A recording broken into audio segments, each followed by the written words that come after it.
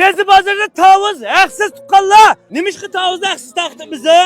Ama şu Karkaş'ta pazar yok, çarşamba pazar, Dixan pazarı. Şu Dixanlı Karkaşlık nerede? Aksaray'da. Ha. Bu şimdi BM alaydıysa pazar olmayan dikken. Bu şu partiya hükümet pazarını sepverdi.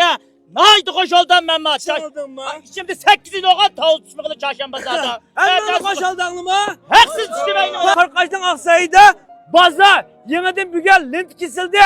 Şunlaşka benim mübarekle partiya hükümetimizdeki mında bir pazarı sepvergenliğe rahmet H100'ten minnettarlığımızı bildirip tutam. Tavuzunu, kokulunu haksız kılıvattık mı? Haksız kılıvattık. Aksaray'da 7-8'in oğlan yezi pazarı yokulap getkile. Partiya hükümetinin kolluşası da pazarını yeni sep. Bugün resmi iş başladı. Ben tavuz ne? Bu şu bütün halakamızga haksız toygucu dağıtıp bugün. Emesi bir tane yüreklerini verip koyanlar, gep yapma. Gepçin ayıp içime haksız.